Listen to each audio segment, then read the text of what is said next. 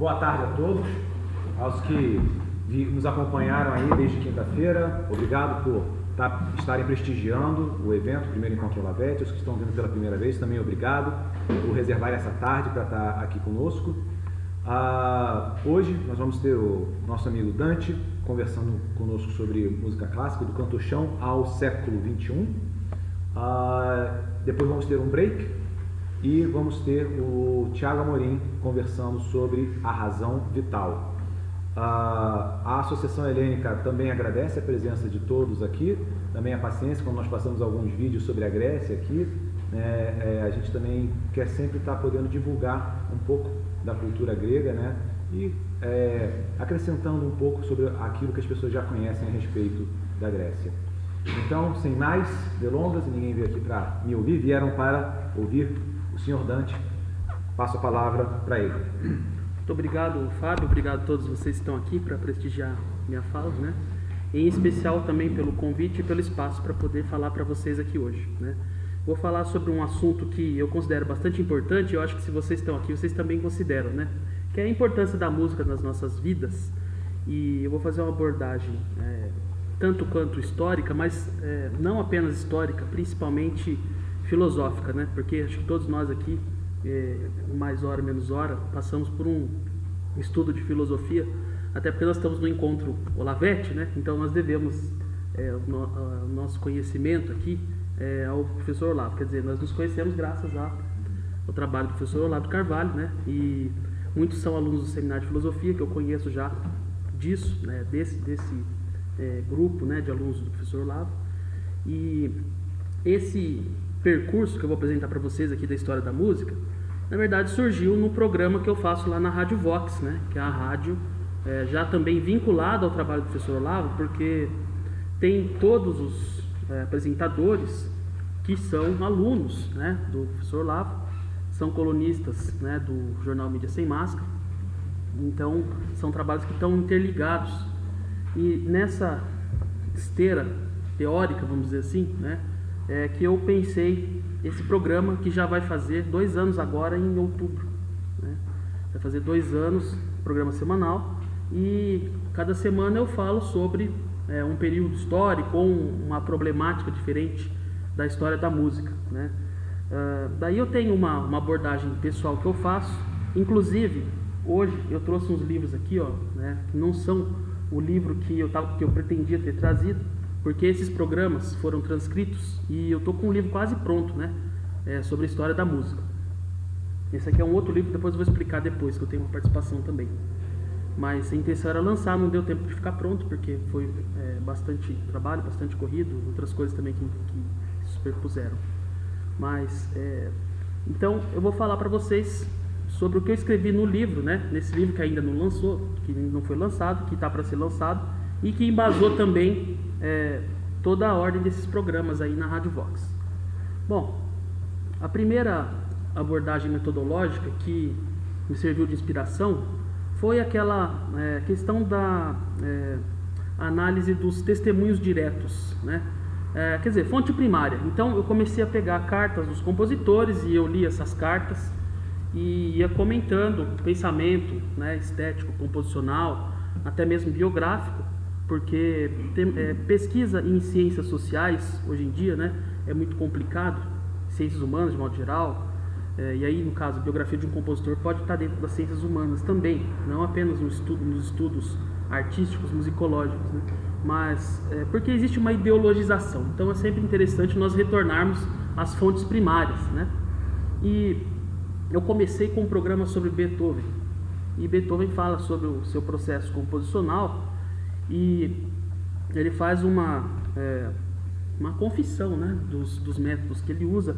E uma coisa que eu comecei a perceber foi que um princípio básico, que muitas vezes não era abordado nos manuais de história da música e também nos tratados de musicologia, porque eu estudei bastante essa área de musicologia, porque eu estava em universidade, eu fiz uma formação superior em música, né? Fiz uma graduação em música, estudei para o mestrado em música, acabei fazendo um mestrado em estudos da linguagem, que é mais da área de linguística, e no doutorado eu já entrei na parte filosófica, só depois disso tudo que eu conheci o trabalho do professor Olavo. Mas tem todo um percurso antes, que eu fiz aí na musicologia. E a musicologia trata a história da música assim. Lá na época do canto gregoriano existiam os modos, né, os 7 modos gregorianos, né, o jônio, o dórico, o eólio, o frígio, o mixorídeo, enfim, descreve os modos e descreve os intervalos entre os modos. E o máximo que se fala sobre o caráter de como eram utilizados esses modos é assim, se a música era triste ou se era alegre e tal. Mas o termo-chave que não estava presente em lugar nenhum desses tratados é o termo inspiração, né? A não ser alguns teóricos da estética alemã no século XIX, né, que abordam isso aí, mas dentro já de uma linha do idealismo kantiano, alemão. Então não é inspiração do ponto de vista da transcendência espiritual, que é outro ponto que eu quero chegar aqui, né? Mas a minha abordagem é exatamente que as grandes obras da história da música, elas têm essa inspiração de ordem de caráter espiritual, né? Até transcendental. E eu vou chegar nesse ponto através da minha argumentação. A outra coisa que eu percebi, através dessa análise dos testemunhos, né, é que o princípio de organização do material sonoro, em vários períodos da história da música, tinha mais a ver com isso que eu estou falando da inspiração do que com essas técnicas que são descritas, e eu não sou contra a descrição das técnicas composicionais, né? Que nem você tem, por exemplo, um excelente tratado teórico sobre técnicas de composição do Paul Cooper. Na verdade é mais um tratado de análise musical, né? Esse Paul Cooper é um musicólogo norte-americano, é muito prático, ele analisa composições de vários compositores importantes da história da música, mas sempre do ponto de vista técnico, aqui ele faz uma modulação, aqui ele faz um encadeamento harmônico X, aqui ele coloca uma dominante secundária, né? Sempre desse ponto de vista. Então eu achei que minha contribuição poderia se dar justamente abordando esse outro lado, né? Esse outro lado da espiritualidade na música. E ainda outra coisa que me inspirou a fazer esse programa, né? E, aliás, teve um programa inédito ontem. Quem que assistiu aqui? Quem que ouviu? Você ouviu? Legal. Quer dizer, está acontecendo, né? Eu vou até fazer um breve comentário sobre o programa de ontem no final. Mas uma coisa que eu chamo de resistência cultural, acho que todos nós estamos aqui fazendo isso também, né? Nós sabemos que a nossa cultura aqui no Brasil foi dilapidada, né, por esse esquema que hoje vige e que está no poder, que é esse sistema narcoterrorista. Nós sempre chamamos de narcoterrorista, né? Porque tem a ver com o Foro de São Paulo, que é o maior patrocinador disso. Então a alta cultura em especial tem que ser, né, rebaixada, aplainada. Tudo tem que ser nivelado por baixo. Então você tratar de música clássica, música erudita, parece até um contrassenso, né? Hoje em dia a gente fala disso. Mas até o Fábio estava me falando aqui antes, que alguém falou, mas o país está sendo tomado aí pelos terroristas e vocês estão tratando lá de amenidades no encontro. Mas não é bem assim, nós precisamos manter vivo isso, né? Essa tradição. Tradição vem do verbo tradere, né? Do latim, trazer. Nós temos que trazer o que está no passado para presente e para garantir que as futuras gerações também tenham acesso a esse legado. E o que eu percebi? Que, inclusive, esse programa de ontem é exatamente sobre isso, que eu fiz sobre o crítico do Estadão. Eu percebi que já estava vendo dentro da própria música erudita, os próprios críticos, musicólogos, né, os próprios artistas já num processo de nivelamento por baixo, né, nivelar por baixo. Quando começa a inserir muito aqueles termos função social, tem um artigo lá, até ainda bem que eu não trouxe, chama o título do artigo, Função Social da Forma Sonata. Peraí, a forma sonata tem função social, né? É para garantir os privilégios da burguesia, todo aquele discurso, né, ideológico, marxista, rasteiro, dentro da musicologia. Não, uma coisa impressionante. Isso que dá você rebaixar, né, a análise de um fenômeno cultural aos seus aspectos meramente técnicos, né? Uma coisa que o professor Olavo sempre fala, que na chamada filosofia analítica, né, passa a ser uma espécie de fetichismo da linguagem. Quer dizer, então a filosofia é entendida como uma atividade que analisa textos e relações lógicas entre palavras. E isso é óbvio que não se coaduna nem mesmo com as descrições e com o surgimento da filosofia lá na Grécia Antiga, né? A filosofia era uma técnica, um exercício vivo de busca pelo conhecimento, de busca pela verdade filosófica, né? Desde Platão, Aristóteles e principalmente Sócrates, que inclusive deu a vida dele, né, para colocar em prática a sua filosofia. Então, isso daí estava completamente desvinculado. Essa fetichização da técnica, na verdade, é uma coisa que começa a acontecer a partir do século XIX, né? Quando o artista, isso no caso da música em especial, quando o artista passa a ter uma função social maior, mais elevada, isso já a partir de Haydn, mas principalmente com Beethoven e os compositores que vieram depois, inclusive também aí entre os grandes pianistas, né? Liszt, por exemplo, que era uma espécie de popstar na Europa do século XIX, né? Você imagina um pianista do gabarito de Liszt ser um popstar, né? Então a diferença para os dias de hoje. Mas o que acontece? Aí a arte começou a ser fetichizada como o culto da originalidade, né? E isso fez com que se perdesse a sua função social, né? E a função social da arte, né, e em especial da música erudita, que eu chamo de música universal, que ela fica através dos tempos, ela não morre com o tempo, é isso que eu chamo de música universal, por isso que eu programo música universal, né? Porque a qualidade da música permanece e tem algum elemento constitutivo desse repertório que faz com que ele permaneça, né? É isso que eu estava em busca de encontrar, e encontrei nessa chamada dimensão espiritual aí, tá certo? Então eu vi que estava completamente desvinculado esse princípio, o culto da forma, o culto das relações meramente técnicas, né, desse princípio mais espiritual que inspirava todas as obras e as grandes obras, né, da história da música. Eu percebi também que eram aquelas... Quanto maior a espiritualidade do compositor, mesmo que ele não fosse assim um sujeito muito religioso, mas naquele momento que ele compôs aquela obra, ele estava numa situação em que a religiosidade dele afluía com maior força, com maior veemência, né? Eu notei isso também, quer dizer, as grandes obras, que eu sempre gostei muito do classicismo, sempre gostei muito de Haydn, Mozart, Beethoven, Schubert, e as obras desses compositores mais inspiradas, eu comecei a perceber, e parecia até um consenso universal, são as obras sacras, né? As obras religiosas. Então, peraí, tem alguma coisa por trás disso, que eu quis identificar essa regularidade, né? Bom, a própria musicologia nunca deixou de lado essa relação de Beethoven com o seu aspecto, seu lado religioso, né? E a sua própria, que ele dizia que ele tinha uma luta constante com Deus, um diálogo constante com Deus, e que muitas vezes Deus ditava as melodias para ele, né? Isso na obra de Beethoven nunca foi deixado de lado, mas já foi deixado de lado, inclusive pela indústria cultural, na obra de Mozart, por exemplo, né? Tem aquele filme que vocês devem ter assistido, Amadeus, né?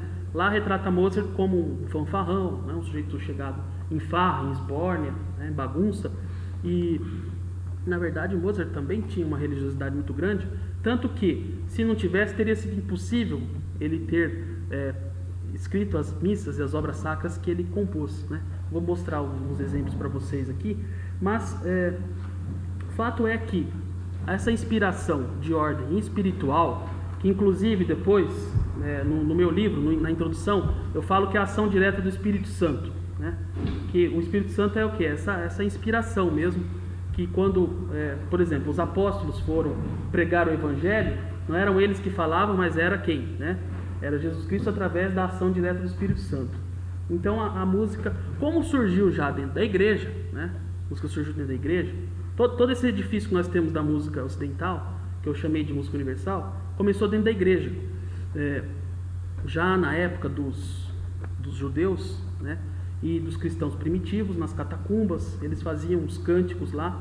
E o que o Papa Gregório fez, que todo mundo conhece o canto gregoriano, foi sistematizar, né, essas melodias, esses modos, são essas escalas, sequências de sons, que instituíram esse estilo chamado canto gregoriano, mas já era algo praticado lá desde o início, né, do cristianismo, e no lado ortodoxo também, né?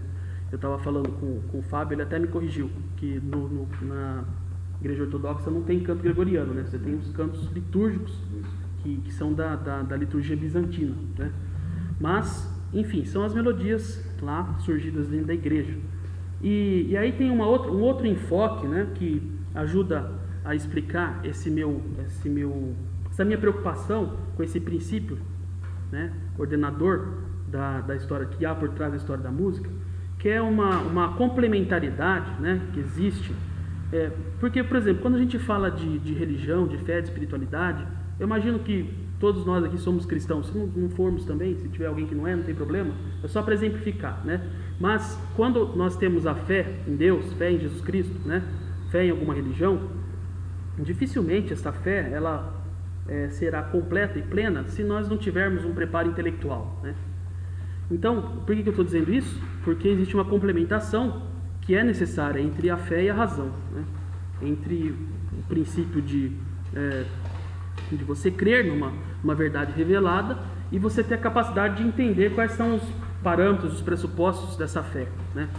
Aí que entra a complementação entre a fé, por exemplo, entre a religião e a filosofia, né?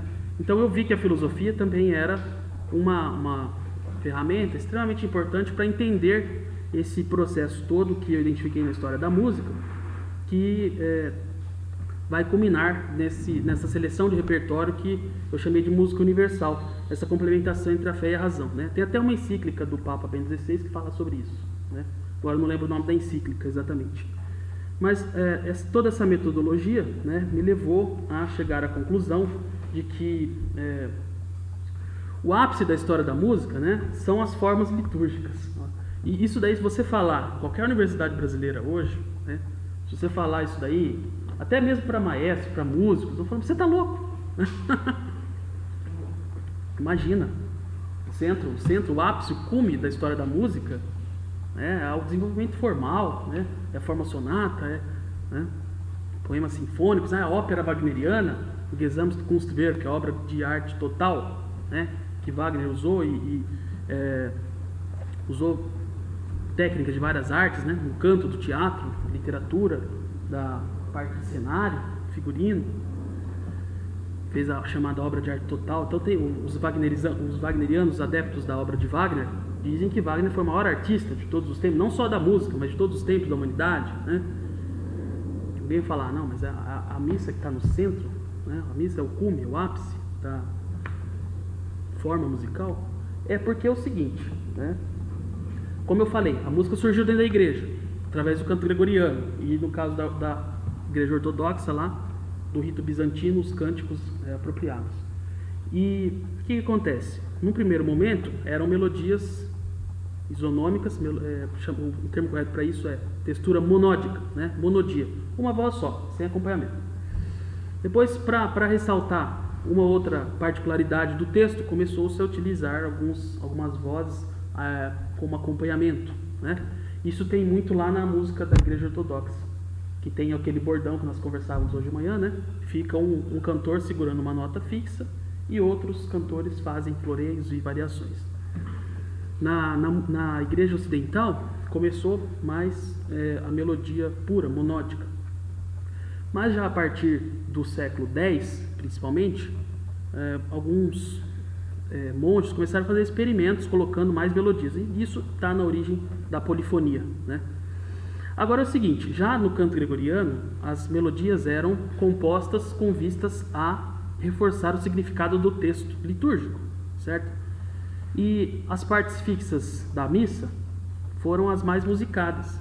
Então, se tinha alguma festa, alguma particularidade, né, celebração de santo ou alguma outra data comemorativa da igreja, tem também as obras, mas você vê nitidamente a evolução da história da música nas composições feitas para o ordinário da missa, né?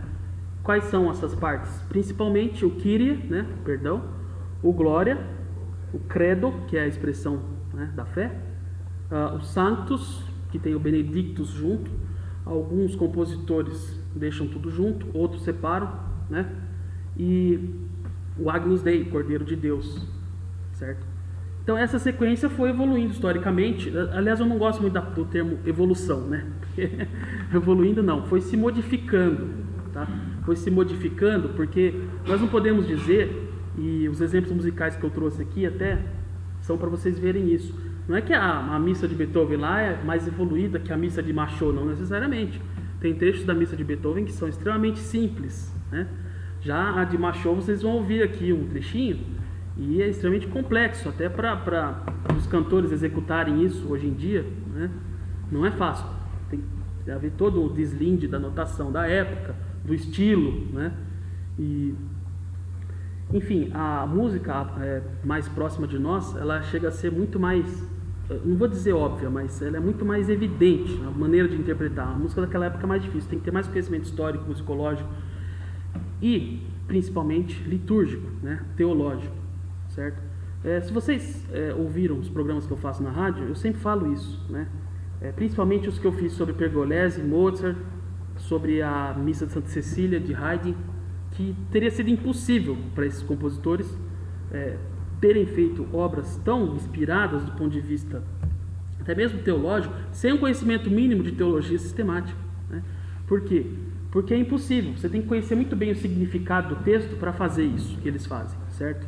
Eu vou colocar para vocês aqui um exemplo musical. Como é que muda aqui mesmo a tela? No cantinho aqui, ó.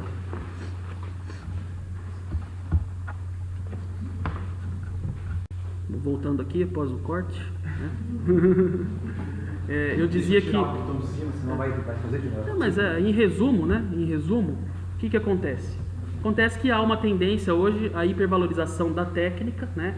E do formalismo, e isso exclui essa dimensão, a investigação a respeito dessa dimensão superior do nosso ser. Nós não somos só carne, matéria, forma física, né? Nós somos também espírito, né? Alma e inspiração, por conseguinte. Então, o raciocínio é o seguinte, é um raciocínio simples, né? Mas se o que está na base do desenvolvimento da grande música universal, né? Que é essa música que transcende o tempo e permanece no repertório por vários séculos, como esses exemplos que eu estou mostrando para vocês, né? Se isso tudo é baseado nesse princípio religioso, tá? Da celebração litúrgica, em especial da Eucaristia, então nós podemos dizer que o texto religioso é que sugere a forma, né, inicial desse grande desdobramento de formas musicais que surge aí dentro das igrejas cristãs, né? E isso, inclusive, é o que diferencia a música ocidental da música de outros povos, hein? Isso é importante a gente ter em vista, porque nós não temos uma perenidade tão grande assim em outras tradições. Isso até daria um outro, né, evento, uma outra palestra sobre isso. Mas nós não conseguimos ter essa mesma transcendência ouvindo música chinesa, por exemplo, ou música indiana. Pelo contrário, a música indiana faz com que você fique preso na matéria. Ela é usada exatamente para isso, né? É uma coisa hipnótica, assim, você ficar preso naquela sua imanência imediata e não transcender aquilo. O princípio de organização formal da música ocidental, por sua vez, permite essa transcendência do ouvinte em relação não apenas à obra, mas à sua própria realidade. Tanto que a própria linguagem popular define, quando eu ouço música, eu viajo para outros mundos, outros períodos, né, outros contextos históricos. De fato, isso acontece.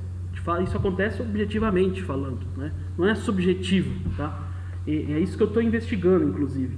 Então, para completar o raciocínio, né? Se o texto religioso sugere e inspira a forma musical, e se por sua vez o texto religioso é sugerido e inspirado pelo quê? Pelo Espírito Santo, que eu falei antes, né?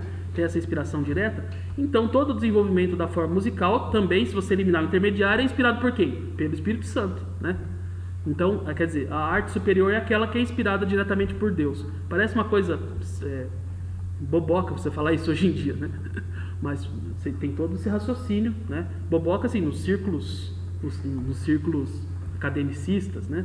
Nos círculos revolucionários, não falar de Deus hoje em dia é praticamente um crime, né? Mas tem isso aí, esse princípio transcendente aí na história da música, tá? Então o espírito sugere a forma. Tudo bem, já que nós estamos falando de forma, eu comecei esse programa Música Universal, né, há 2 anos atrás, falando sobre justamente a forma sonata nas sinfonias de Beethoven, em especial na terceira sinfonia de Beethoven, tá? Como o tempo está um pouco... Não, mas a gente testou, a gente gravou. Eu vou fazer o seguinte, eu não vou mais colocar exemplo musical, que daí não corre risco. Tá bom. Você canta aí pra gente. Eu canto, pronto. Porque senão editar vídeo dá um trabalho danado. Mas vamos lá, voltando, né?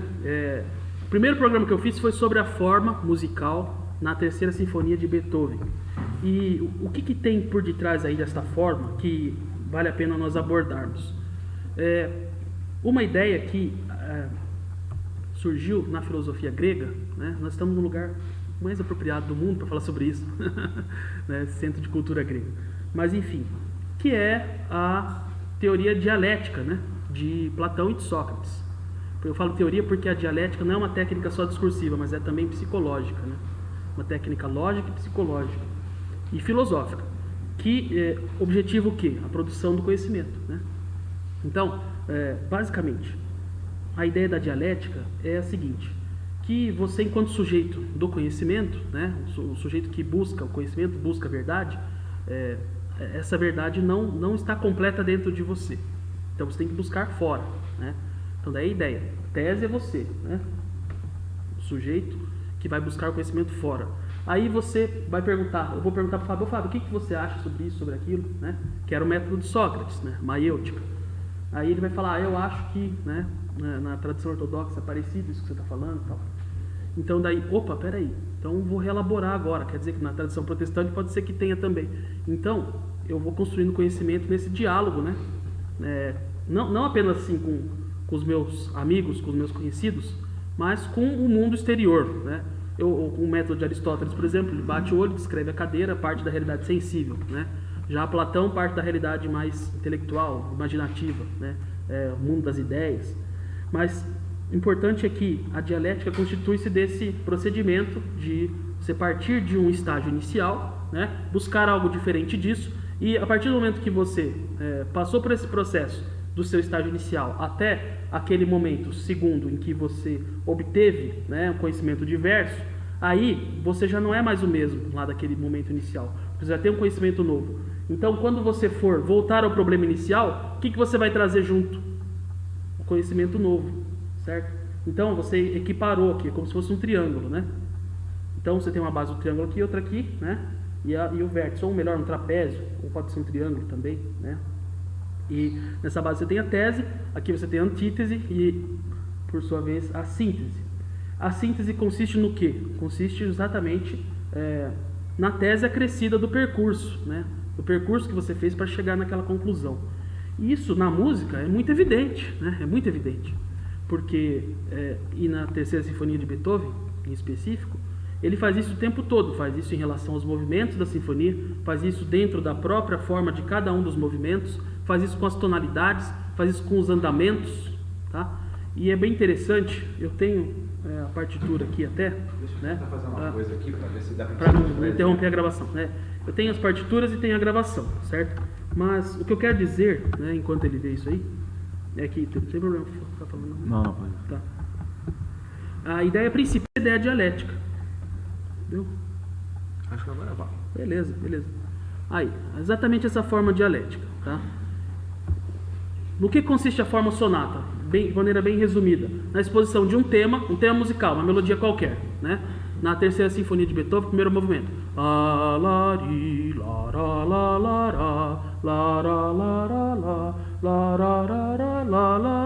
Esse é o tema. Aí ele vai desenvolver esse tema, né? Uma série de variações. E depois, na hora que ele retomar esse tema, já vai retomar daquela outra forma que incorporou as ideias e todo aquele percurso, as variações que surgiram nesse momento, que dentro da forma sonata é chamada de desenvolvimento. Então tema, né? Variações e resposição, ou tese, antítese e síntese, tá certo? Isso aí tem exposição, desenvolvimento e resposição, tem várias terminologias para a mesma coisa, tá? Inclusive tem um teórico das religiões que ele fala do percurso do herói. É mais ou menos aquilo que eu falei. O herói, quem que é o herói? Em toda a literatura ocidental tem isso.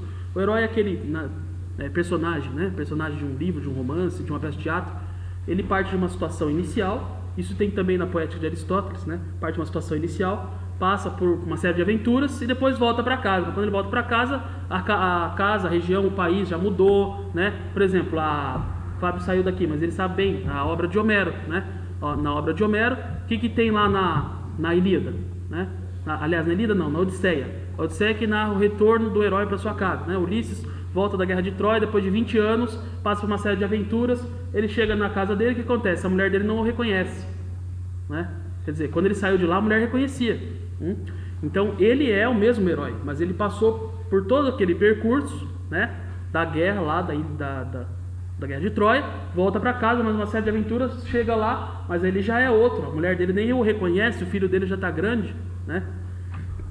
Então esse é o percurso do herói, como diz o Joseph Campbell, né, que é esse teórico das religiões comparadas, e o princípio também da forma sonata. Essa analogia do Campbell é trazida para a musicologia por um musicólogo americano chamado Charles Rosen.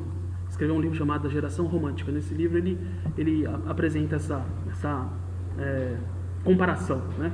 Então isso que está por trás da forma sonata. E isso que vocês vão ouvir aqui, resumidamente, nesta obra de Beethoven, na Terceira Sinfonia, onde ele faz tudo isso aí que eu estou falando para vocês, dentro da forma musical, tá? E eu trouxe a partitura, não para a gente fazer a análise da partitura, mas para vocês verem a diferença, né, visual, gráfica e de caráter que ele dá em cada movimento. É interessante a gente ouvir um pouquinho, só para vocês não ficar muito abstrata a minha fala, né? Então vamos ouvir aqui, primeiro movimento, ó.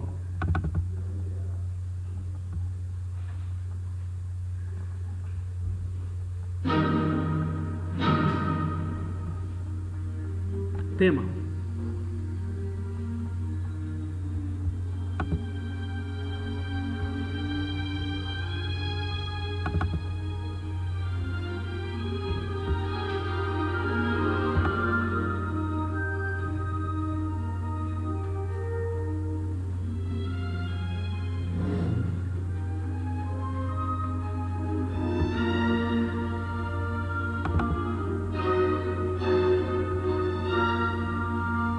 Já começa a variar, tá mudando um pouco.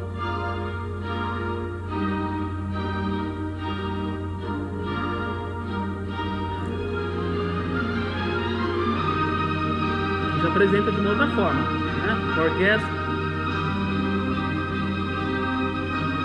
Então a ideia inicial sofreu modificações.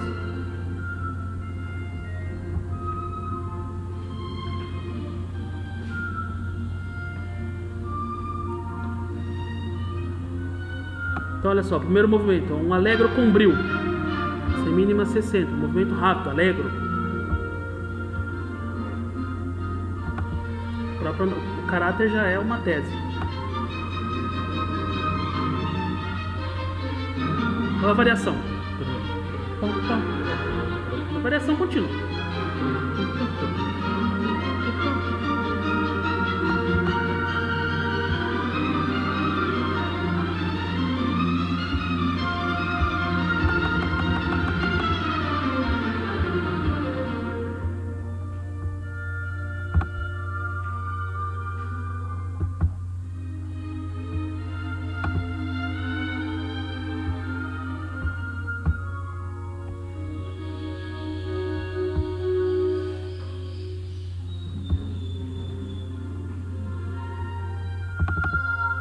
Segue na variação, certo?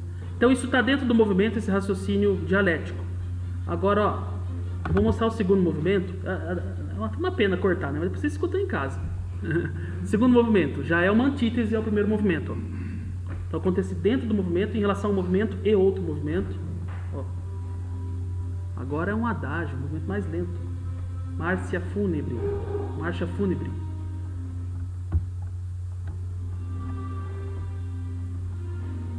Tema.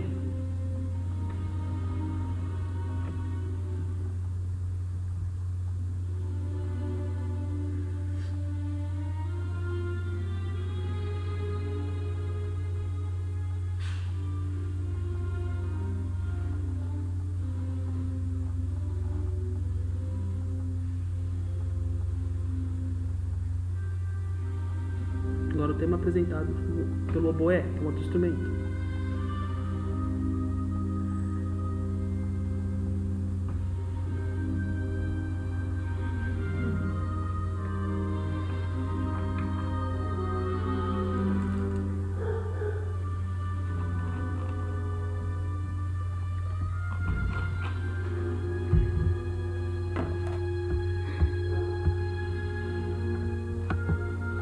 Lindo, né? Mas não dá pra gente ouvir inteiro. Então eu vou partir pro próximo. Ó, veja só. Terceiro movimento. O que é o terceiro movimento? Um scherzo, uma dança. Olha o andamento.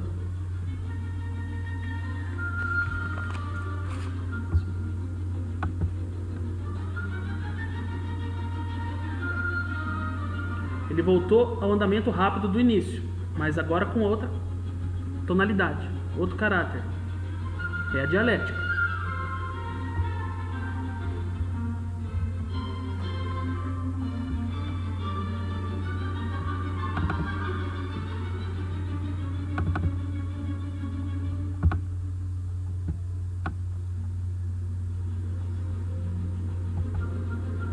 Eu não vou nem mostrar a partitura porque vocês conseguem perceber que o caráter é outro, né? Muito bem.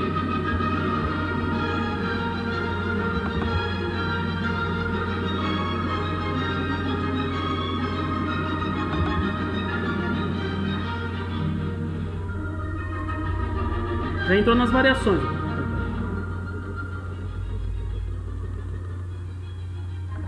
Uma variação atrás da outra. Scherzo é isso, é um movimento 3x4 ternário, que é uma dança repleta de variações, uma variação contínua.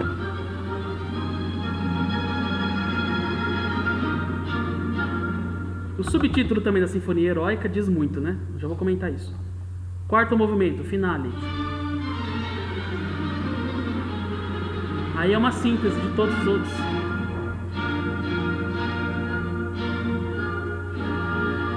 Começa uma espécie de um allegro com brio,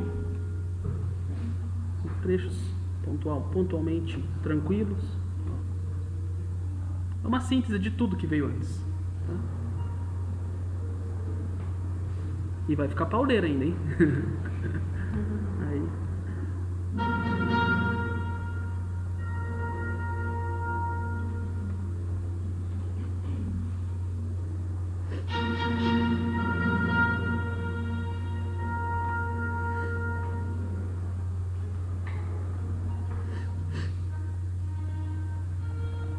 Tranquilo e tal, depois vai ficar muito pesado. Então, enquanto a gente vai ouvindo, eu vou fazer um comentário final sobre essa sinfonia, que é o seguinte. Ela ficou muito conhecida porque Beethoven havia dedicado o segundo movimento a Napoleão Bonaparte, né? E que ele achava que Napoleão era um grande cara, que ia ser um libertador, né? Depois ele percebeu que ele era um tirano, né? Como todo revolucionário, pessoa com mentalidade revolucionária, né? Tem tendências fortes ao autoritarismo e à tirania. Aí ele retirou a dedicatória, né?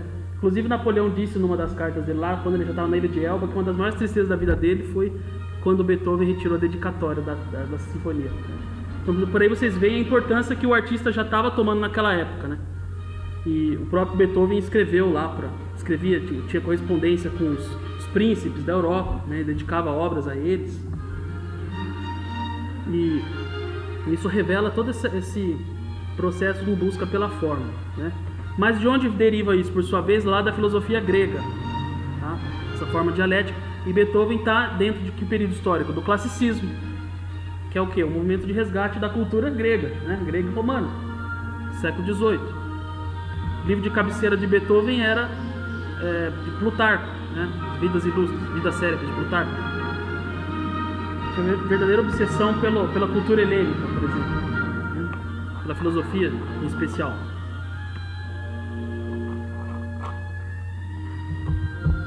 Então, a forma musical, ela se desdobra na história da música através dessa complementação entre esses princípios elementares, né, da nossa dimensão humana, que são as nossas habilidades cognitivas racionais, que são a base da nossa espiritualidade, né, e na conjugação de ambas as esferas, porque é preciso um grande conhecimento racional mesmo, né, consciente das técnicas de composição.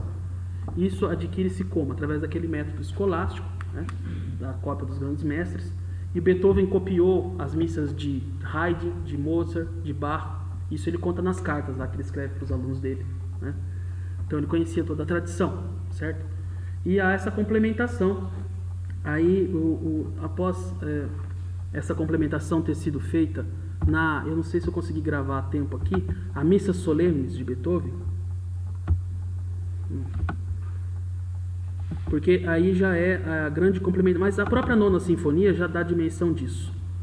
A Nona Sinfonia é uma obra quase religiosa, né? Tem um texto de Schiller, que é um poeta também muito importante lá daquela época, cujo texto fala mais ou menos o seguinte, né? Alegria, alegria, a humanidade tem que restabelecer sua ligação com Deus, né? Quando nós nos unirmos novamente a Deus, é que nós seremos felizes. É a própria ideia lá central da Eucaristia, né? A união da terra com o céu, né? Da sociedade com o divino, do indivíduo com o seu povo, né? Essa harmonia social e espiritual é o que está por trás desse texto da chamada Ode à Alegria de Schiller, que é esse texto que embasa a Nona Sinfonia de Beethoven. E aí a Missa Solemnis mostra, mas eu não consegui gravação para trazer para vocês, mostra isso até melhor, porque é uma obra, inclusive a Missa Solemnis foi composta exatamente antes, é a obra que vem número de opus anterior à Nona Sinfonia, mas a Nona Sinfonia revela muito bem isso também. Vejamos lá.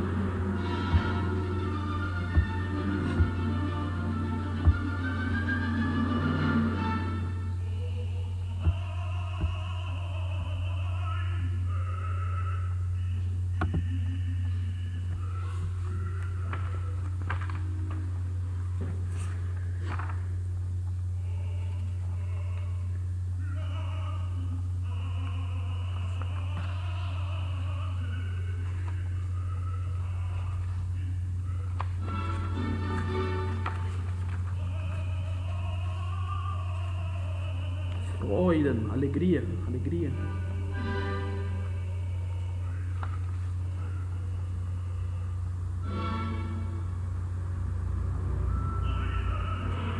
Ao coro. Aqui a dialética já entra no outro nível, já tem a dialética entre o coro, o solista, entre a orquestra e o coro, né?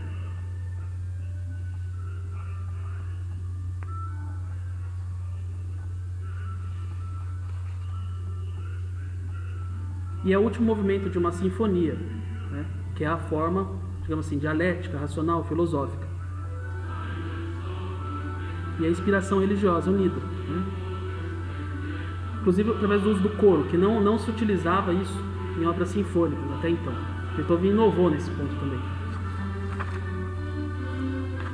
Logo após ter composto a Missa Solemnis, né? Então, pegou a técnica da missa e aplicou na sinfonia.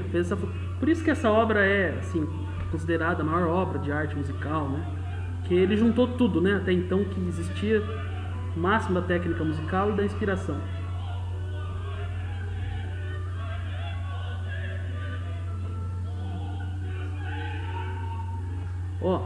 Esse é o quarteto de solistas, tratado como um quarteto de cordas. A dialética aqui entra num nível de ramificação que é uma coisa impressionante, né?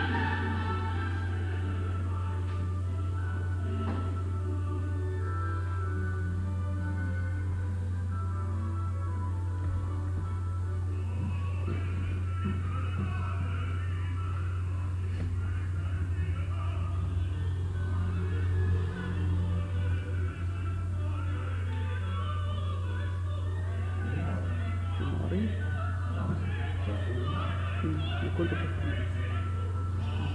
15 minutos?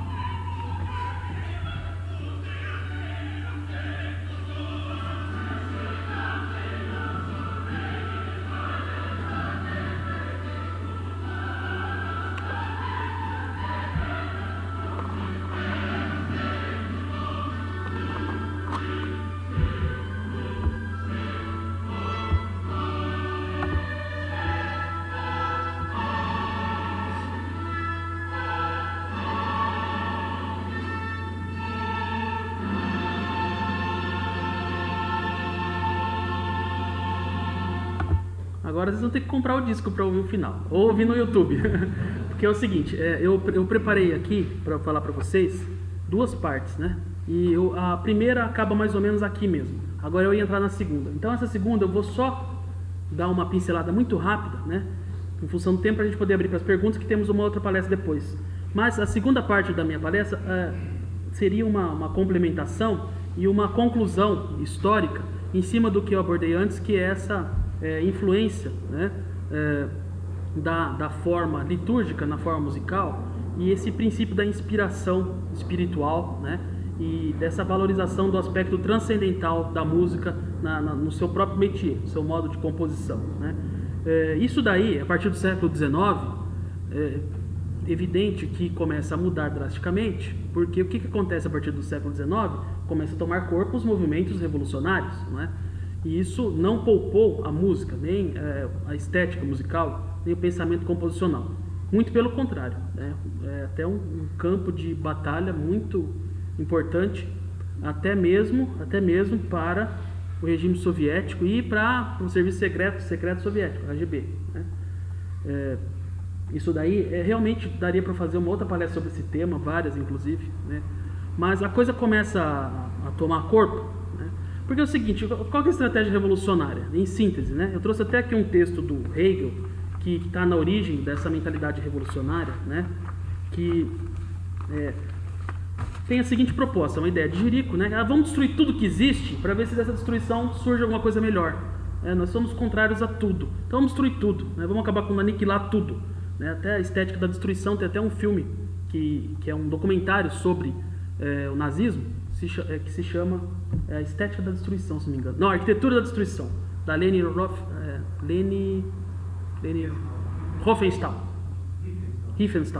Leni Riefenstahl, uma cineasta alemã, que tem esse documentário, A Arquitetura da Destruição. É a síntese do pensamento revolucionário dentro da questão artística, né? Dentro da forma musical. Essa Leni Riefenstahl é contemporânea, ela é do filme da Vontade. Esse é um documentário, esqueci o nome do autor. E ele também tem uma versão do... o comentário do isso mesmo, é isso aí. A Arquitetura da Destruição é um documentário contemporâneo. É isso mesmo. O que ele está dizendo é o seguinte, A Arquitetura da Destruição é um filme que é um documentário contemporâneo sobre o filme da Leni Riefenstahl, chamado Vontade... A estética Não, Vontade de Poder. sobre a estética nazista. Sobre a estética nazista. Estrutura, Então, mas tem um título esse documentário que eu não recordo agora. E depois tem a segunda parte, que é sobre a União Soviética. Sim, então, exatamente. Exatamente. Me fugiu a memória agora o nome desse documentário inicial. É o Triunfo da Vontade, você falou aí, isso aí. É o Triunfo da Vontade. É um documentário Isso. mandado pelos nazistas. Exatamente. Então, o Triunfo da... Ali, o que é aquilo? É uma síntese do pensamento artístico revolucionário.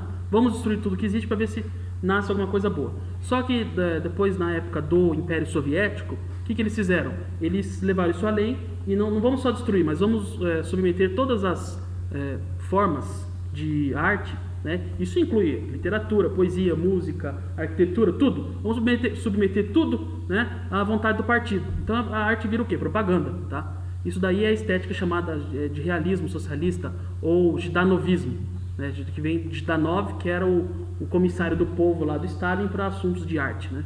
Era o censor-mor lá do regime soviético. Inclusive o programa que foi ao ar ontem na Rádio Vox foi sobre o crítico do Estadão, João Marcos Coelho, né, que parece que agora virou stalinista, porque está advogando todas as ideias de Stalin, né? Inclusive sobre advoga o fechamento das orquestras sinfônicas e tudo mais. Coisa tá feia, né? Depois o pessoal fala que a nossa mídia não é esquerdista, não tem infiltração, gente. Estamos vivendo uma normalidade democrática, né? Tem uns que falam isso. Mas enfim, essa mentalidade revolucionária ela vem para dentro não apenas da técnica da composição musical, né? Porque os compositores começam a adotar essas ideias revolucionárias e deixar de lado tudo aquilo que eu expus antes, né? Essa inspiração mais espiritual, mais religiosa. E a gente vê que os compositores que se salvam, que têm uma obra bacana do século XX e XXI, são exatamente aqueles que não aderiram tanto a isso ou não deixaram de lado a sua espiritualidade, né? Como é o caso de Igor Stravinsky, né? Cujas melhores obras são exatamente as inspiradas na tradição russa, né? Tradição do canto litúrgico. Assim como o próprio Tchaikovsky, que está na origem da obra dele, principalmente, ele foi um grande melodista, mas as melodias dele utilizavam essas escalas típicas aí dos modos eclesiásticos da Igreja Ortodoxa. O Mussorgsky também, que foi o compositor da virada do século XIX para o século XX. O Rimsky-Korsakov foi um grande instrumentador também. Sempre nessa busca de originalidade a partir desse material primitivo que são essas escalas usadas nas igrejas, né?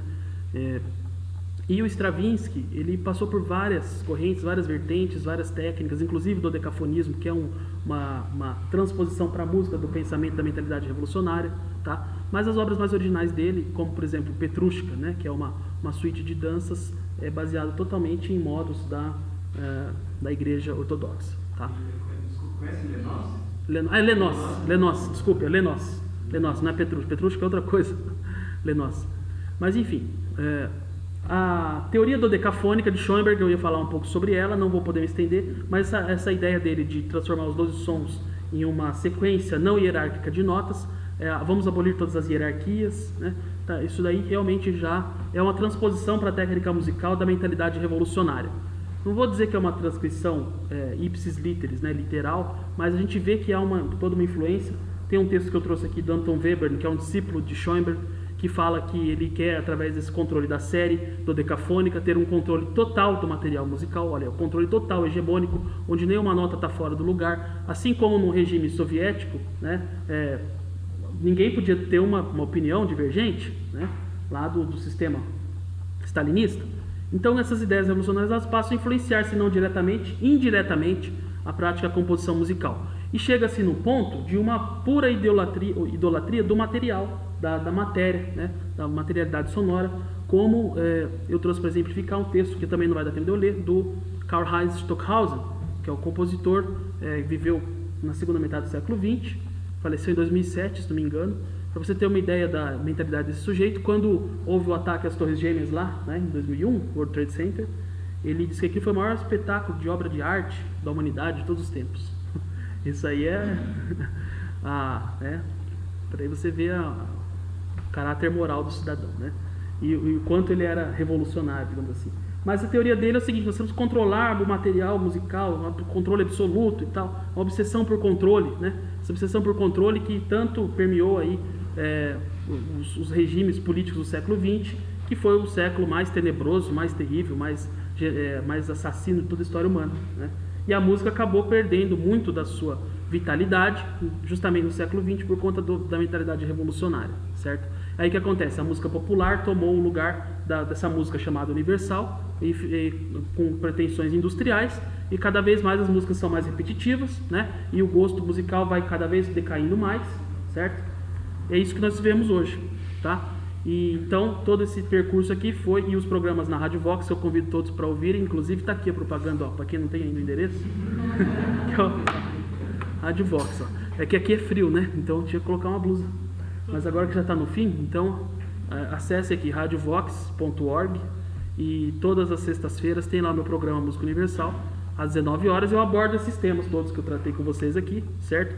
Claro que é a primeira vez que eu faço um apanhado geral, porque cada semana é um tema diferente, muitas vezes sem conexão nenhuma um com o outro, né? Mas o todo é isso que eu apresentei para vocês, tá? Então agora a gente tem um tempinho para perguntas, se vocês quiserem fazer perguntas. Antes das perguntas, só uma coisa. Eu falei que eu vim aqui hoje, eu queria ter lançado o livro que seria resultado desses programas aí que eu estou apresentando para vocês. Não deu tempo, porque eu ainda estou corrigindo, mas eu trouxe esse outro livro aqui, que é uma coletânea de contos, tá? Eu tenho uma participação dele, eu escrevi um conto aqui, tem outros autores também, e quem tiver interesse depois aqui eu vou estar vendendo, tá? Só me procurar aqui depois, e algumas pessoas já compraram aí, então é isso, e relata inclusive uma realidade distópica, né? Uma realidade onde o governo mundial já está instaurado e tudo mais. A literatura é um caminho que eu identifico, inclusive, para tratar desses temas que nós estamos abordando aqui de maneira mais sintética, né? Porque está tudo condensado nas personagens. Mas, enfim, se tiver alguma pergunta, estou à disposição. Obrigado pela participação de vocês.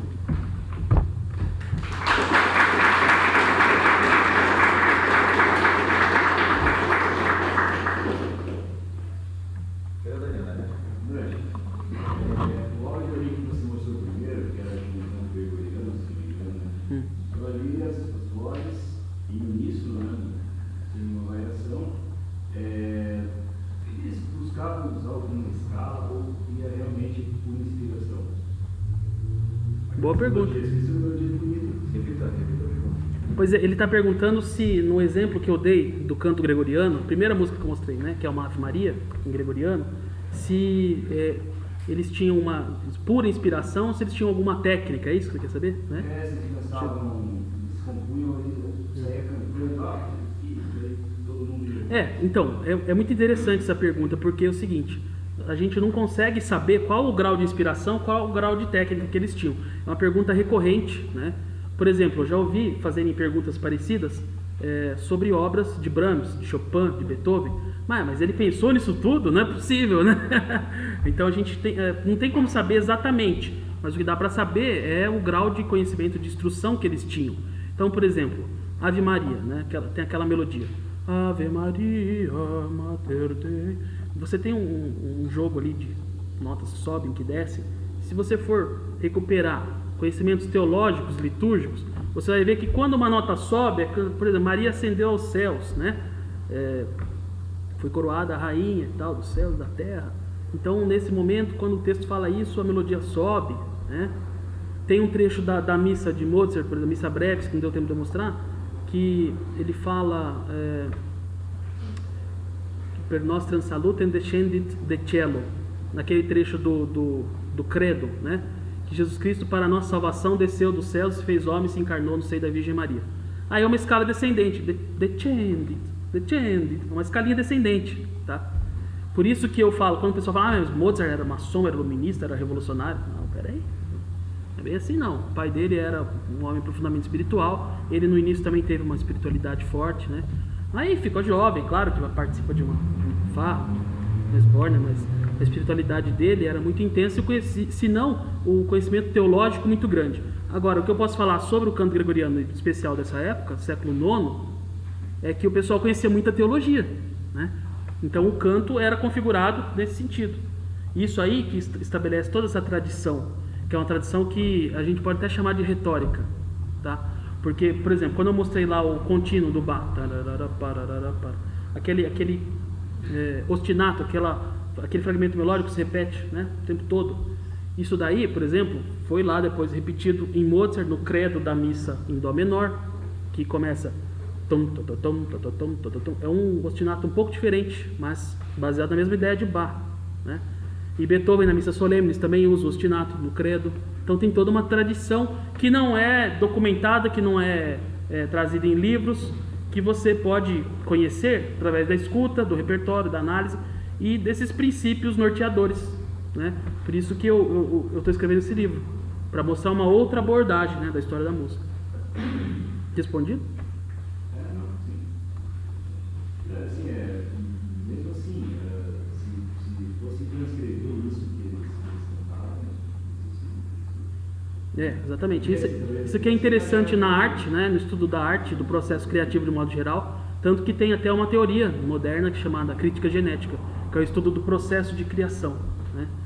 Muitas dessas linhas melódicas que eles criaram eram com base realmente naquilo que eles estavam expondo.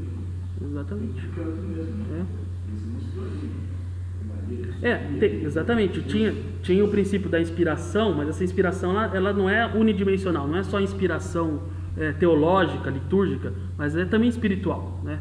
Então, sei lá, a pessoa estava escrevendo, estava cantando, vem o Espírito Santo e... Por que não, né?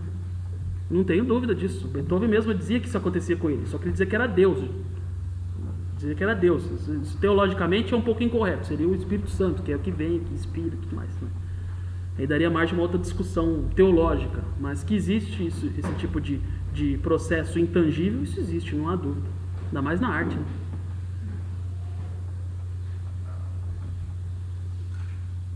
Legal, mais alguém?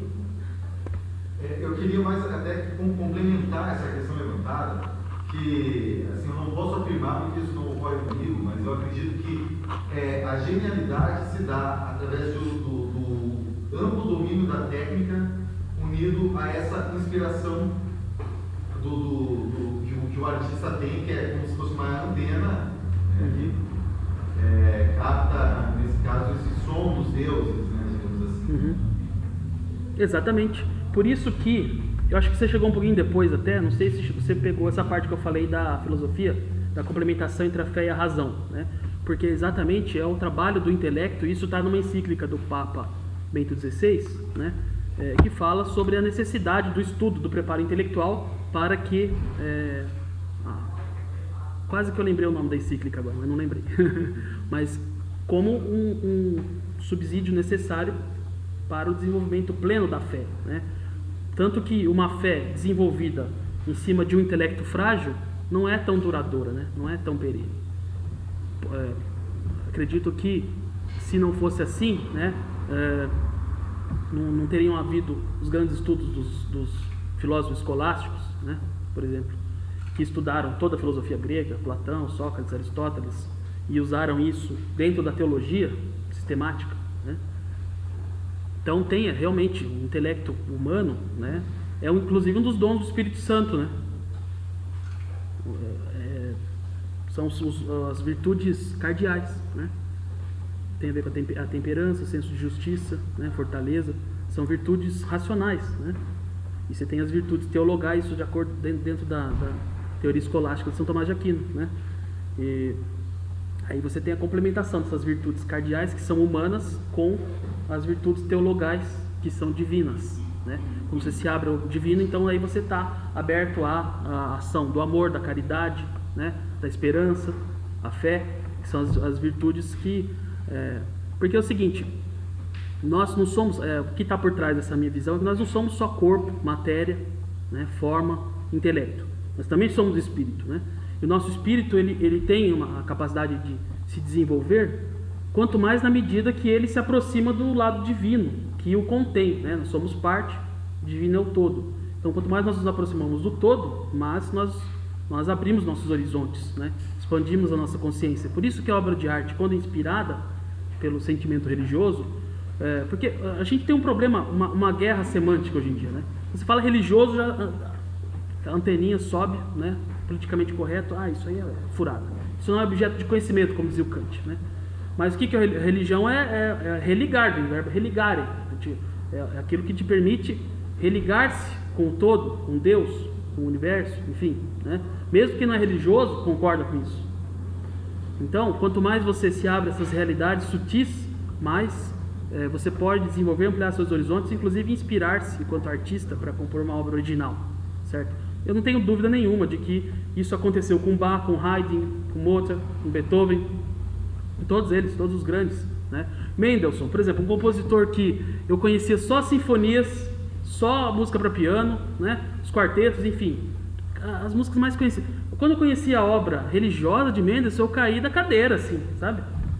Caiu meu queixo, eu fiquei embasbacado, porque não tem comparação, assim. O Mendelssohn é um grande compositor, tá? Por exemplo, Sonho de uma Noite de Verão, alguém estava falando comigo aqui, você, né? Você assistiu lá o concerto, né? Enfim, Sonho de uma Noite de Verão é uma obra magnífica. Agora, você ouviu Tu és Petrus, que é uma obra para coro misto, né? De Mendelssohn, que fala sobre aquela passagem do Evangelho, né? Mateus, Tu és pedra, e sobre essa pedra edificarei minha igreja. É muito mais bonito, assim, sabe? É de cair mesmo, de cair o queixo, coisa impressionante. Então esse repertório sacro, e ele não é tão conhecido, não é tão difundido, eu acredito que até de propósito. Até o século XIX era mais, por quê? Porque a vida religiosa era o centro mesmo da vida comunitária, né? Então Beethoven, por exemplo, escreveu a Missa Solemnis, em 1820, para a posse do arquiduque, né, Rodolfo, como arcebispo de Olmütz, uma cidade lá da época do Império dos Habsburgo. Então, um ato civil e religioso, era uma autoridade civil assumindo uma função religiosa, né? A missa lotada, a igreja lotada, né? Catedral de Viena. Você imagina o estrondo que era isso, né? Não tinha televisão, não tinha internet, não tinha rádio, né? Então a música tinha essa função mais catalisadora, né? Você imagina o esplendor, né? Disso ser executado numa catedral, por exemplo. Agora não, agora nós temos uma tendência à imanentização. Até nós falávamos aqui antes da palestra, né, sobre alguns compositores do século XX. Interessante, Ligeti, Xenakis, né, Berio, tem algumas coisas interessantes, mas eles são muito imanentistas, eles estão muito ligados à forma, né, ao material sonoro, à percepção, à sensação, e falta o espaço para a transcendência. Tanto que o Luciano Berio, você falou que você gostava do Luciano Berio, na primeira sinfonia dele, de 1968, dedicada a Martin Luther King, o que ele faz? Ele coloca um monte de material ali solto, né, fragmentado, e até de maneira pontilhista, né? São pontos que aparecem aqui, ali. E o que unifica? O texto. É o discurso do Martin Luther King, tá? Então tem essa unificação da narrativa. Sempre tem isso. Não tem como fugir disso. Existe um princípio transcendente de organização da forma, né?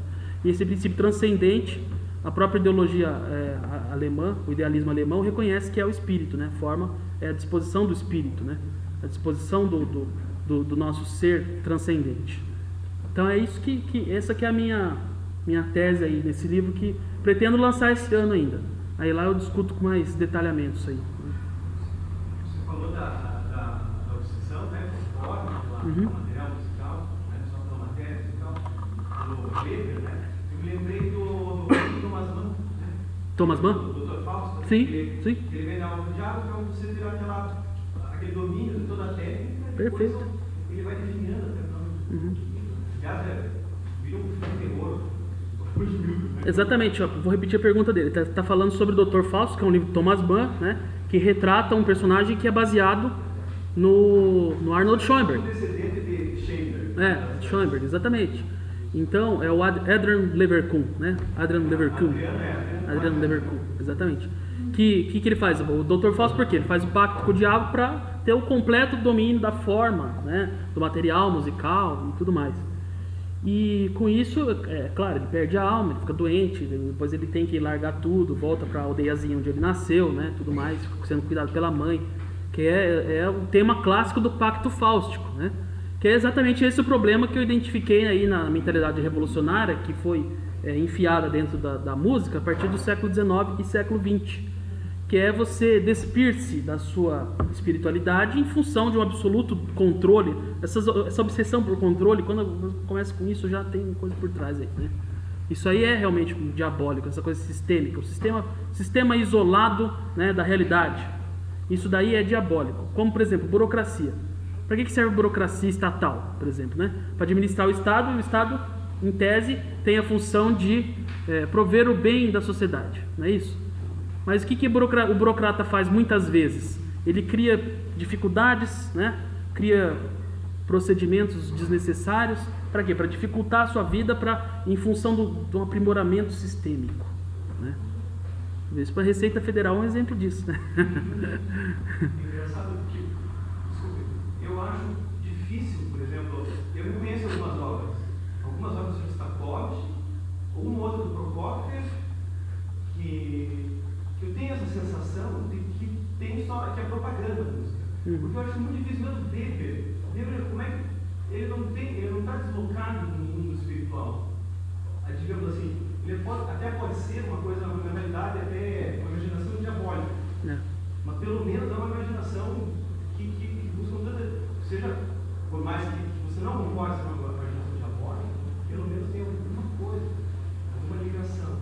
Ele está dizendo que Weber não perde a ligação com esse mundo espiritual, embora a relevância que ele dá para o lado técnico é tão grande, essa obsessão por controle nele também é tão grande, tanto que ele institui a ideia de Klangfarbenmelodie, né, que é aquela melodia de timbres e cores. Então, por exemplo, cada nota, além de já ter o controle da série dodecafônica, da série do material escalar, né, qual a nota que ele vai tocar, ele também controla aí os timbres, o controle total, os compassos, né, os andamentos. Então, todos os parâmetros musicais controlados separadamente, né, e de maneira anterior, inclusive, à própria composição da obra. Quando Beethoven ia compondo, o que ele fazia? Estava no piano, tocava uma melodia, ficou legal, escrevo. Não ficou legal, reformulo, reescrevo. Apaga, com um monte de reformulações. Weber não, ele planejava tudo antes, né? Isso deu origem ao pensamento do serialismo integral, que é uma outra corrente do século XX, né? Que aí tem o Ligeti, o Bruno Maderna, Luigi Nono, Pierre Boulez, que é praticamente o faraó hoje em dia, né? Come verbo estatal, que é uma coisa impressionante, né? Tem um instituto de pesquisa, o IRCAN, lá na França, em Paris, né? Que aliás é no subsolo, parece música diabólica mesmo, né? Tem muita verba estatal já há 50 anos ganhando dinheiro do Estado ali para fazer esse tipo de coisa, né? Experimentalismo formal, basicamente. Então deu origem a isso, essa obsessão sistêmica de Weber deu origem a isso.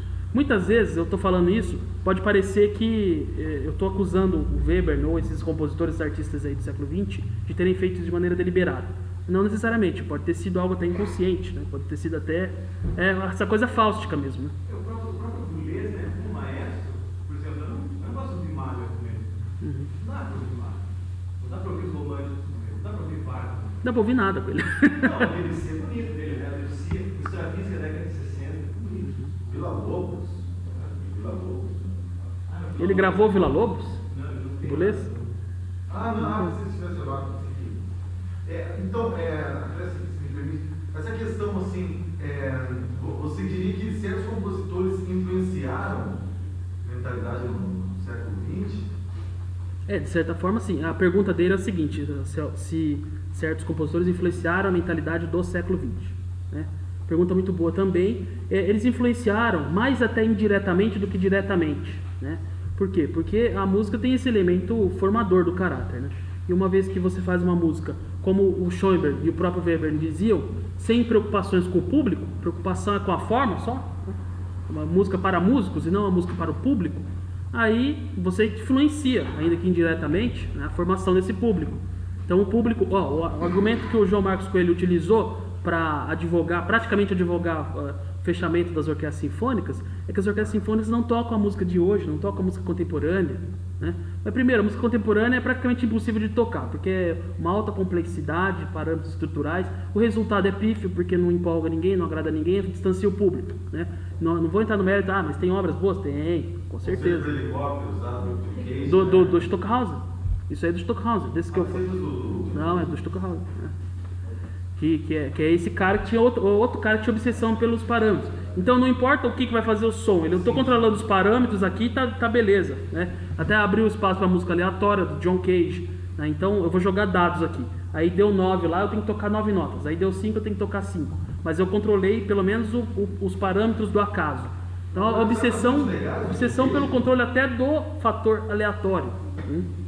O Cage tem algumas coisas interessantes. Tem coisas bem legais. Então, mas assim, é porque o que eu coloco é o seguinte, isso é uma coisa, vamos ver se vocês sabem me responder isso. Só um exemplo, o Arrigo Barnabé, grande compositor londrinense, faz ali que transita entre o erudito e o popular, ele usa a dodecafonia do Schoenberg, dentre outros elementos, e ele expressa muito bem uma realidade urbana no seu primeiro álbum, Taracrocodilo, de 1980, onde ele expressa todo aquele caos sonoro, falando tipo de um bad boy bêbado com um fliperama, né? E dá um resultado interessantíssimo. Então, quer dizer, eu cito isso para exemplificar um caso de que essa sonoridade é o reflexo da realidade do mundo, na modernidade, no século XX. Você vê mais situações em que a música expressa a sua época ou que a música influencia a sua época. Não, veja, aí eu vou fazer menção àquele que é inclusive compositor também, teórico e literato, Hugo von Hofmannsthal, e que ele disse na virada do século XIX para o século XX que não há nada que aconteça na política que não tenha acontecido antes na literatura, né? Então a imaginação antecede a realidade. Você vai fazer um relógio, tem que ter ideia de fabricar esse relógio antes, né? Então a cultura, de certa forma, é profética. Não apenas profética, mas ela tem o poder de criar novas realidades, certo? Tanto que se discute-se muito se aquele livro do A.G. Wells, O Admirável Mundo Novo, né, aconteceu porque ele estava preocupado com a situação que estava acontecendo no mundo, ou se porque ele fazia parte de algum grupo secreto globalista já naquela época, lá na década de 20, quando começou o Instituto Tavistock, que ele era ligado àqueles caras lá, e descreveu uma realidade que ele estava trabalhando para acontecer, né? Então você analisa isso daí ao longo de toda a história humana e acontece em todos os lugares, né? Realmente então a música não é diferente, com a música não acontece diferente. A música tem esse poder de... Por exemplo, Beethoven com a nona sinfonia. O que ele estava querendo criar? Um mundo mais harmonioso, mais justo, tudo mais, né? Tem esse poder profético. A nona sinfonia já foi usada em várias ocasiões, políticas inclusive, né? Por pessoas que queriam estabelecer essa harmonia, diplomacia e tudo mais. Então eu não acho que a música seja uma expressão do tempo apenas, né? Pode exprimir o tempo também, mas ela também tem esse poder de criar, enquanto arte, e a arte tem uma forte concentração de significados, né? Tanto que a música era usada pelos jesuítas para a catequização dos indígenas aqui na América, né, do Sul. E os indígenas daqui eram povos tenebrosos, eles eram canibais, eles matavam os missionários. Aí os jesuítas começaram a perceber que tinha um jesuíta lá que tocava flauta, outro tocava outro instrumento, com a música eles acalmavam, né? Então começaram a usar a música para isso. Porque a música tem essa capacidade de traduzir uma realidade de uma maneira condensada, muitas vezes até com mais precisão e de uma maneira muito mais sintética. Tanto que eu falei da influência da KGB no século XX, né, no cenário musical, e tem vários livros que mostram isso, a KGB como agente mesmo. Eles mandavam os agentes deles para os Estados Unidos ficavam lá, se infiltravam nos estúdios de Hollywood, né? Que inclusive muitos alunos do Arnold Schoenberg compunham música lá para Hollywood, para o cinema. E esses agentes da KGB, eles iam inserindo, treinados lá no instituto e nas técnicas do Pavlov, né, de manipulação lavagem cerebral, eles iam inserindo programação neurolinguística, né, no que? Nos álbuns desenhados para infância e juventude, né? Só começa na infância. Depois a gente foi trabalhar com a juventude. Vamos colocar valores subversivos na juventude, né? Como é feito isso? Tem uma série de técnicas, né? Mensagens subliminares, repetição de parâmetros. Aí depois começaram a investir, na década de 60 já, em grupos como, por exemplo, Beatles, Rolling Stones, aquele comportamento, que o preâmbulo do marxismo cultural ali, né? Droga, sexo, rock and roll, né? Sex Lib, Woodstock, isso tudo aí tem dedo da KGB, né? Inclusive ontem ainda, por acaso, alguém me mandou um vídeo, né, do Yuri Bezemov, que é aquele agente da KGB que desertou, foi morar nos Estados Unidos. Ele contando que ele foi pessoalmente na Índia observar os métodos de controle mental daqueles gurus indianos que eram praticamente os diretores espirituais de grupos como os Beatles, por exemplo, né? E John Lennon depois compôs aquela música, Imagine, né? Imagine There's No Heaven, né? Imagina um mundo sem céu, sem religião, né? Todos os povos vivem, não há nação, não há nacionalidade, é o que? É o governo mundial, né? É a nova ordem mundial. Está acontecendo hoje, não está? Começou lá na década de 70 com os Beatles, só que os Beatles já tem todo esse preâmbulo. Desde a década de 20 tinha gente da KGB já se infiltrando em Hollywood. Tanto que o Stalin dizia que se ele tivesse Hollywood nas mãos, ele acabava com ele chamava de imperialismo. Ele quer o imperialismo, é coisas do que faz. Você acha que o Lennon, por exemplo, os Beatles, eles sabiam o que estavam fazendo? Eu acho que eles eram mais inocentes úteis. Viu? Sim. Porque os Beatles, eu acho que eles eram inocentes úteis, não tinham esse grau de conhecimento, né? Vamos instalar o governo mundial. Mas nós sabemos muito bem que esses grupos globalistas e novordistas já se reúnem desde o século XIX, né? E que inclusive vou indicar um livro, quem não leu ainda, leia o livro do Alexandre Costa, Introdução à Nova Ordem Mundial. Mostra exatamente isso, tudo com documentos, com fontes, né? Como desde o século XIX já esses grupos globalistas já se articulavam. E o imperialismo soviético também é um regime que se pretende por globalista, porque quer se impor ao mundo todo, né? Então tem isso. Olha, tem muita coisa para falar sobre isso, viu? Sobre essa infiltração de ideias subversivas, né, dentro da música. Inclusive vi um outro vídeo recentemente também que mostra ritos ocultistas, ritos satânicos, que são transformados em videoclipes. Esse videoclipe que a gente assiste aí no Multishow, tudo. Um vídeo que mostra passo a passo por que aquilo são rituais, né, ocultistas, pagãos, satânicos. Isso das crianças assistindo, né, jovens. Aí some-se a isso as ideologias, né, o marxismo cultural todo, com a sua gama de ideologia, feminismo, gaysismo, abortismo, né, que mais? Amor livre e tal, né? O casamento não é homem e mulher, é homem, mulher, vizinho, cachorro, né? Então eles vão preparando terreno. A música, a arte e a ficção, de modo geral, tem esse poder não apenas profético, mas criador de realidades futuras. Certinho? Eu acho que eu não estou ultrapassando o tempo, não, Fábio? Cadê o Fábio? Não? Beleza. Fala, vou falar. Não tem problema.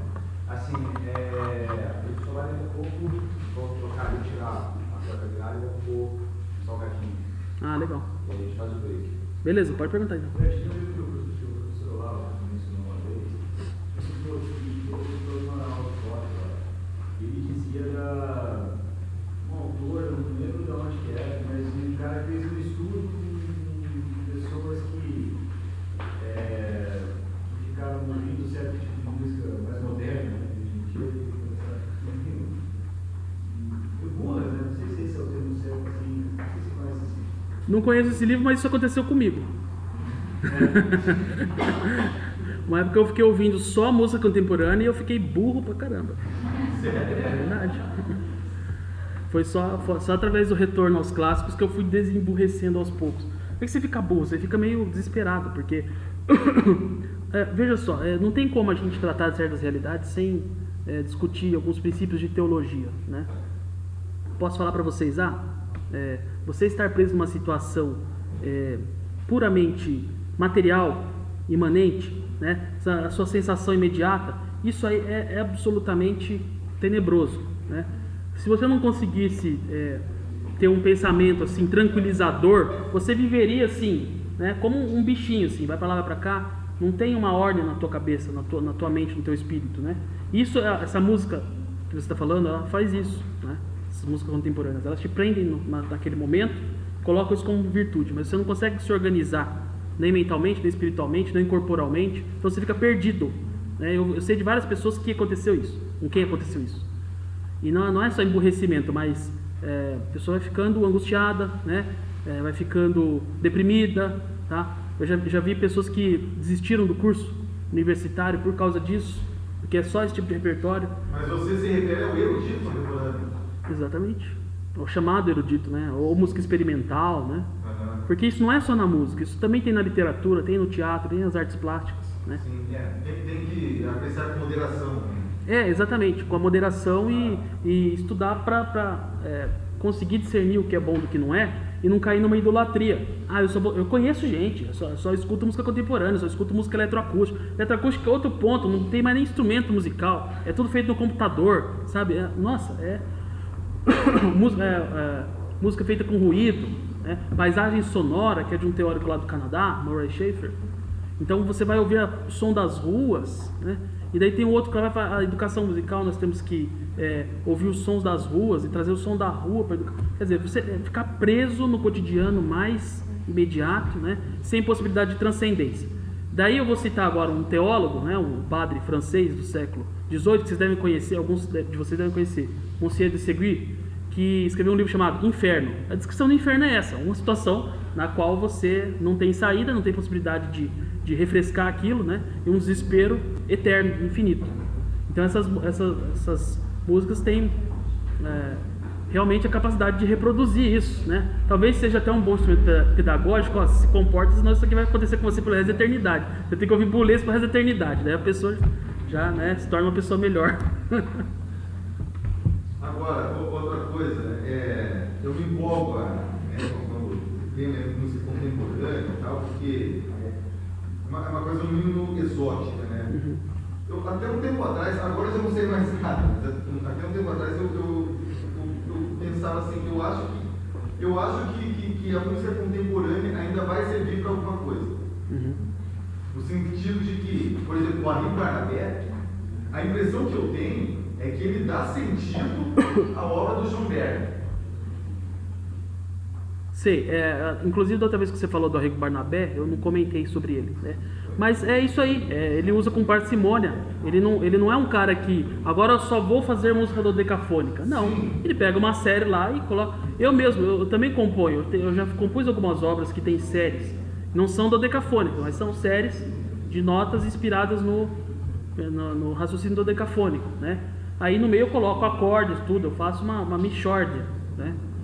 Então você tem que usar com parcimônia, tem que conhecer essas técnicas. A questão é que o que eu critico implicitamente é essa idolatria da forma e essa radicalização, porque aí você chega num ponto em que você desvincula a sua prática artística do contato com o público, do contato com o outro, do contato com o ser humano, e fica uma coisa diabólica, né? Sim, até meio que é o caso lá do Adrian Leverkuhn, personagem do Dr. Fausto Thomas Mann. O problema não é a técnica, né?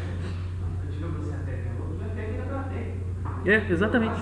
É idolatria da técnica. É idolatria do quê? Daquele lado humano, da capacidade humana. É válido, mas isso tem que estar a serviço de algo mais elevado, né? No caso do Boulez, né? Eu assisti ele lendo, inclusive, acho que tem GIF 2. Uhum. Sim, a música é bonita, mas é uma música chata pra mim, entendeu? São sons lindos do Boulez, mas é uma música chata. Eu penso exatamente assim sobre a obra do Boulez. Você vê que ele trata a sonoridade de uma maneira legal, interessante. Tem Le Marteau sans Maître, por exemplo. Tem uma instrumentação legal, tem xilofone, tem marimba, tem violão, tem uma soprano.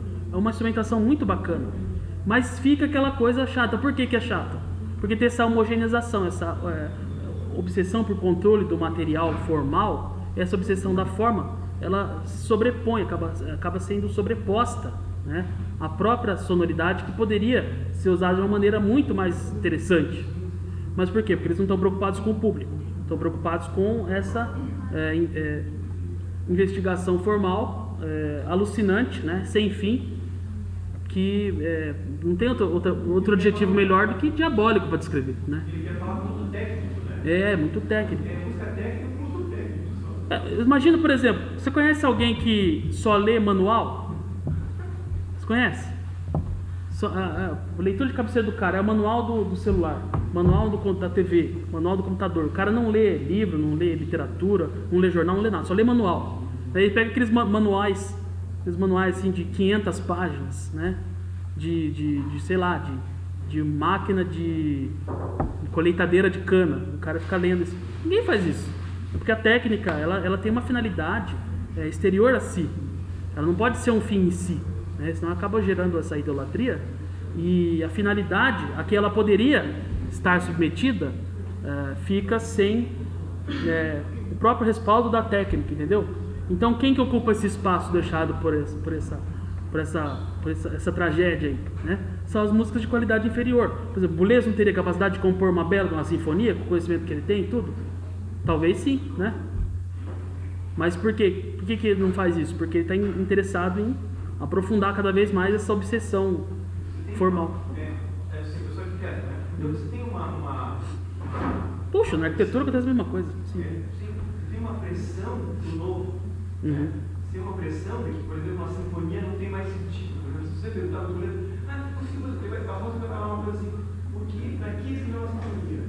Então, como na arquitetura, por exemplo, você tem que usar vidro, você tem que usar concreto, né? Você não pode colocar um tijolo à vista, você não pode usar... Mas agora você tem que usar uma tisana, você tem que usar uma quadrada no canto. Exatamente.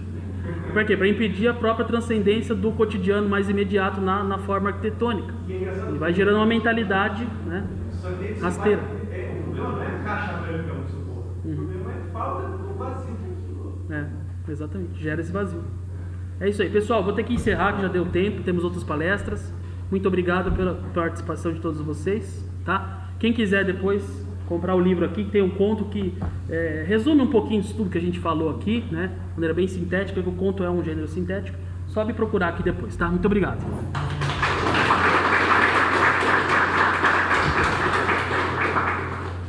Bom, pessoal, temos um break ali, uns salgadinhos, uma coca virada, gengibre, para quem não é do Paraná.